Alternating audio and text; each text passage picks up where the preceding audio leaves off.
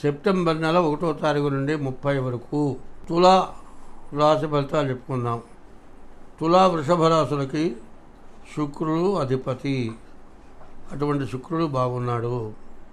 తర్వాత రాహు బాగున్నాడు. ఈ 2 గ్రహాలే బాగున్నాయి.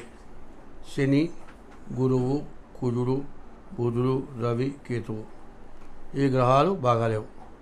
శుక్రుడు, గురువు, కుజుడు 3, కేతువు 4, రవి 5, బుధుడు 6 గ్రహాలు బాగాలేవు. బాగున్న గ్రహాలు ఏంటి? రాహువు, శుక్రుడు.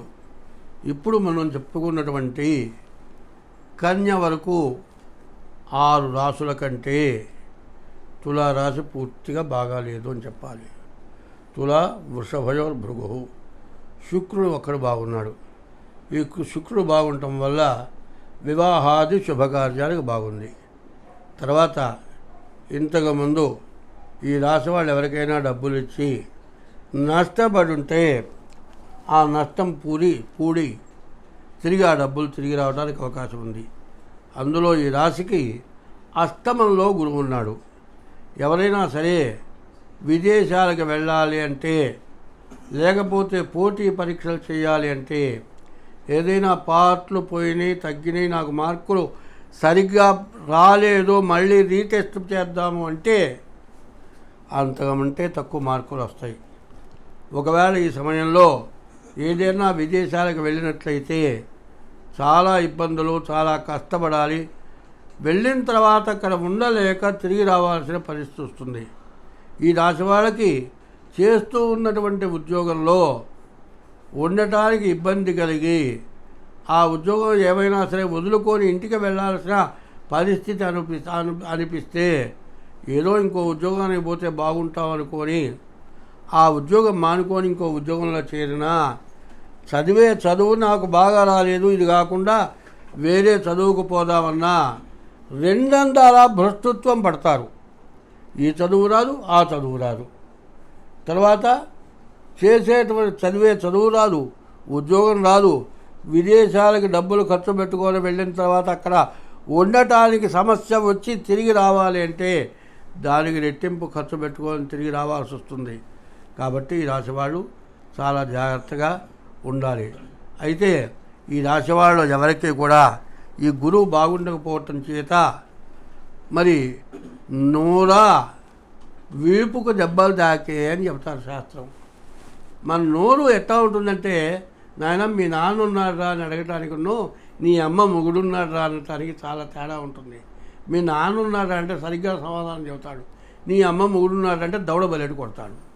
అంటే ఈ గురువు బాగుండకపోవటం వల్ల నీ నోరు సక్రమంగా ఉపయోగపడదు, మంచిగా మాట్లాడటానికి మాట కుదరదు.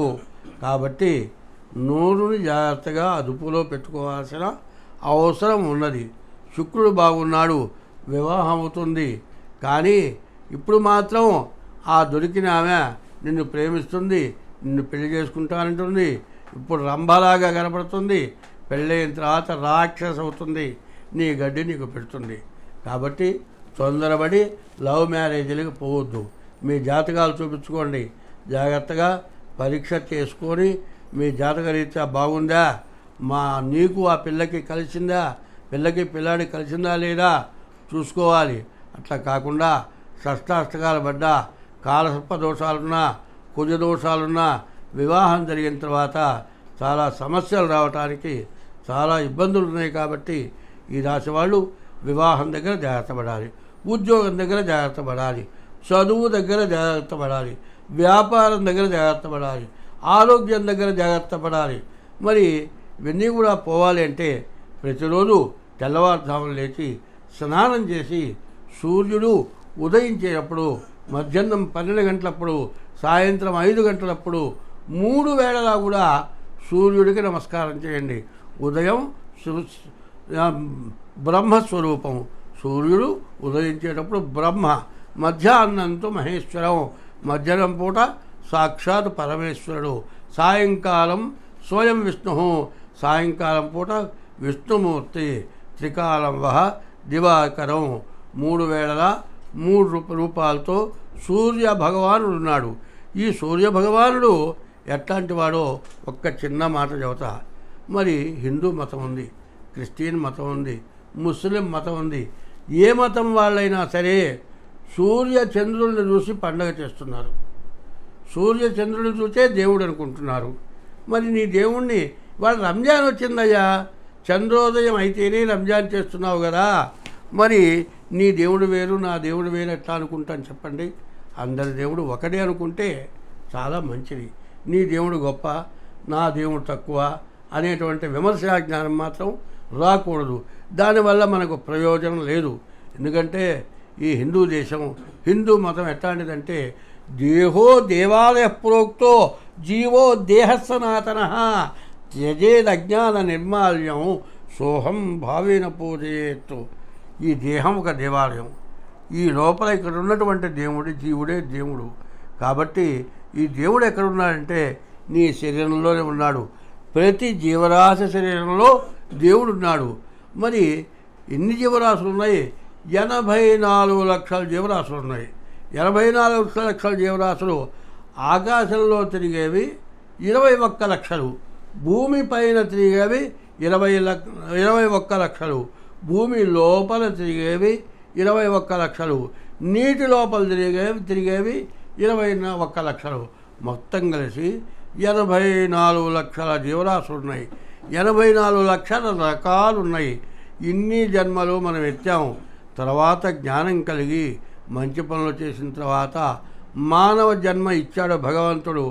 మానవ జన్మలో విశేష జ్ఞానం, విజ్ఞానం, మంచి ఏదో చెడేదో తెలియపరిచేటువంటి జ్ఞానం ఇచ్చాడు. ఈ జ్ఞానం ఇచ్చినప్పుడు మనం ఏం చేస్తాం? జ్ఞానం కలిగినట్టుగా ప్రవర్తించాలి.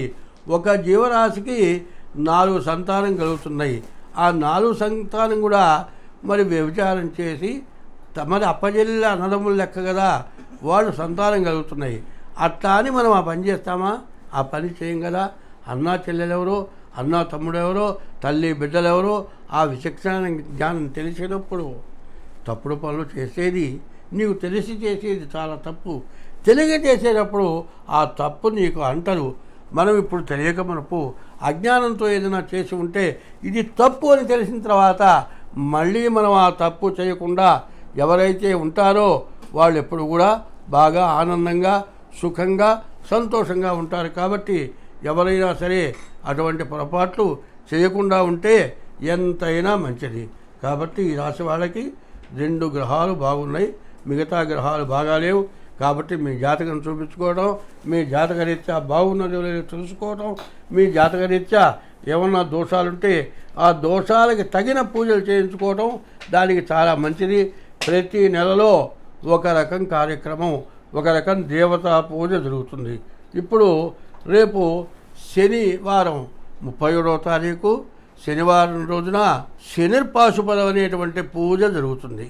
శని దోషం కానీ నవగ్రహాల్లో ఏ దోషం ఉన్నా కూడా ఈ శనిర్పాశుపదం చేసుకుంటే మీకు అన్ని దోషాలు పోతాయి. కాబట్టి ఎవరైనా సరే ఈ శనిర్పాశుపదం చేయాలి అంటే కలిసి మా ఫోన్కి చేసి దానికి తగినటువంటి ద్రవ్యం ఇచ్చి మీరు శనిర్పాశుపదంలో మీ గోత్ర నామాలు చెప్పించుకొని ఈ పూజ చేయించుకుంటే మీరు సమస్త దోషాల నుంచి కూడా విముక్తి పొందుతారు. స్వస్తి.